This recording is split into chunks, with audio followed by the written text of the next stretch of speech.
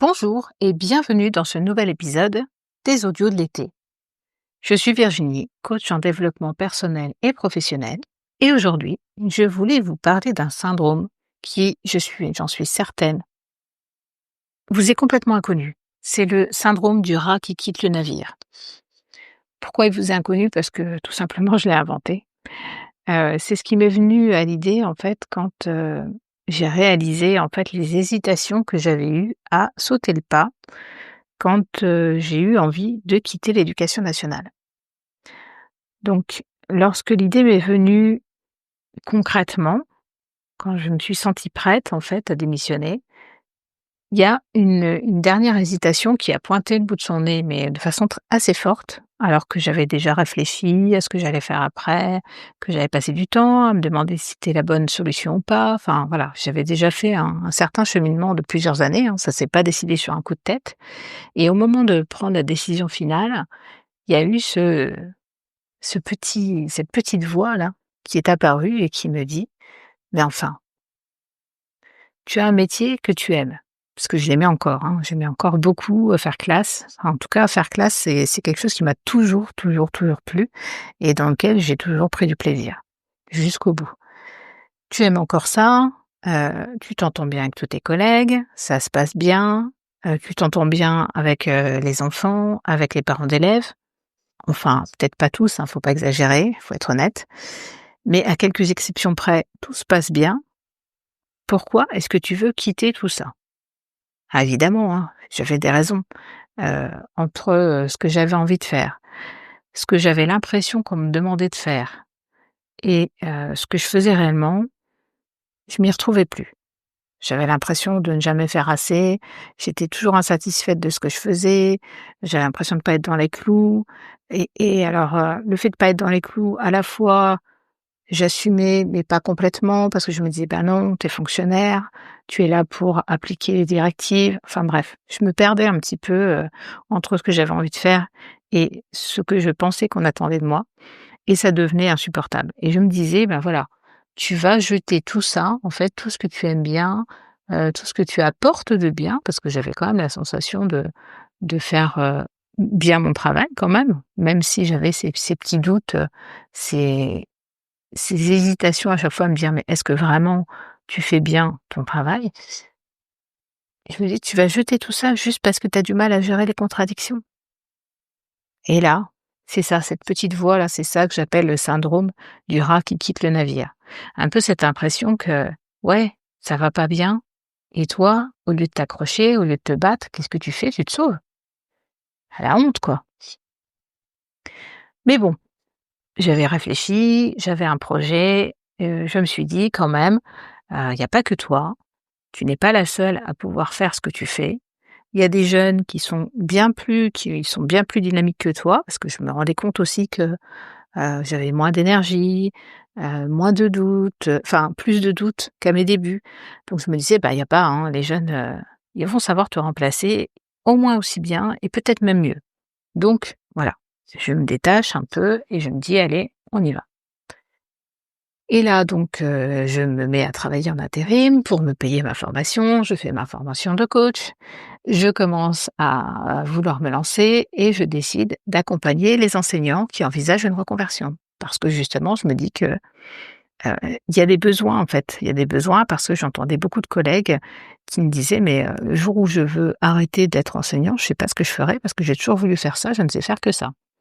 Et je trouvais ça dommage d'avoir, ce genre de propos parce que de me dire: «Mais non, en fait, OK, tu as fait que ça, tu as toujours voulu faire ça, mais tu peux toujours changer, tu peux toujours apprendre des choses. Tu as déjà appris beaucoup de choses, il y a beaucoup de choses que tu sais faire qui sont transférables». Enfin ça, c'est juste une évidence, en fait. Il y a que les enseignants qui ne voient pas, en fait, toutes les compétences qu'ils ont et qu'ils peuvent transférer, pardon, dans d'autres métiers. Je pense qu'il y a que les enseignants qui le voient pas et effectivement, la hiérarchie s'applique à ne pas leur montrer et à ne pas leur faire comprendre.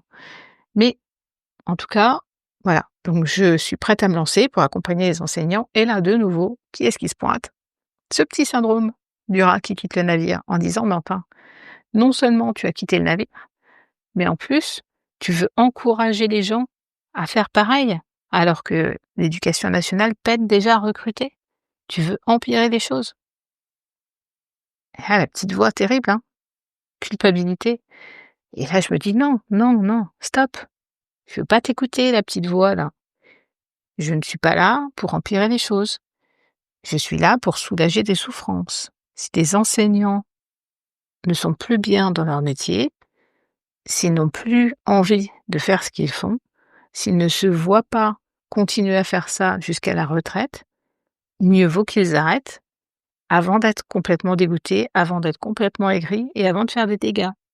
Ça me semble évident et c'est pas la peine d'attendre qu'ils n'en puissent plus, qu'ils soient, dans un état, d'épuisement total, qu'ils ne puissent plus rebondir derrière, qu'ils n'aient plus aucune envie de faire quoi que ce soit parce qu'on les a rincés, complètement. C'est au moment où, justement, ils ont envie, ils se questionnent que, bah, justement, à ce moment-là, c'est là qu'il faut faire le point. Est-ce que c'est une vraie envie? Est-ce que c'est un ras-le-bol passager? Est-ce que c'est, un besoin de remettre des choses, au bon endroit? De se repositionner par rapport à son métier et de continuer à le faire? Est-ce que c'est, changer des choses dans la façon de faire? Changer, de lieu? Changer, de niveau?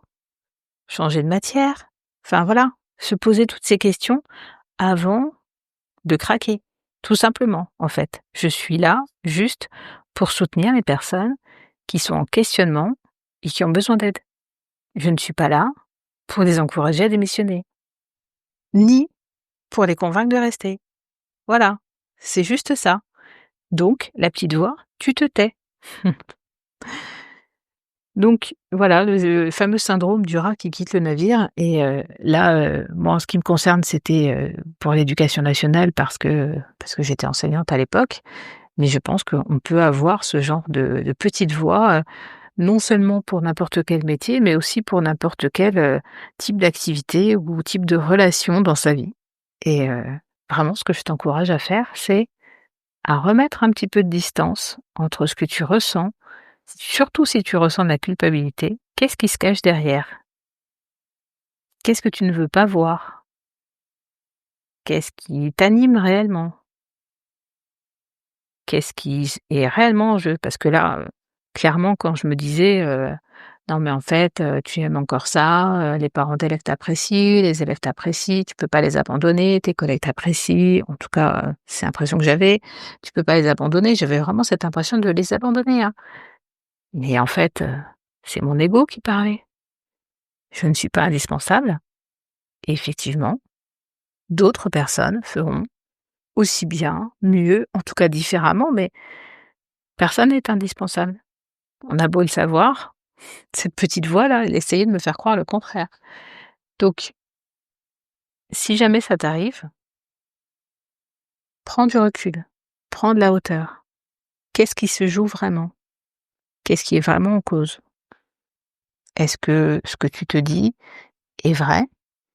Dans quelle proportion? Qu'est-ce que tu peux, analyser? Et bien sûr, si tu as besoin, d'un regard extérieur pour t'aider à prendre cette distance, n'hésite pas. Tu sais que mon calendrier de prise de rendez-vous est là pour ça. Donc je te souhaite une belle journée ou une bonne soirée ou une bonne nuit en fonction de l'heure à laquelle tu écoutes cet épisode et je te dis à demain. Au revoir.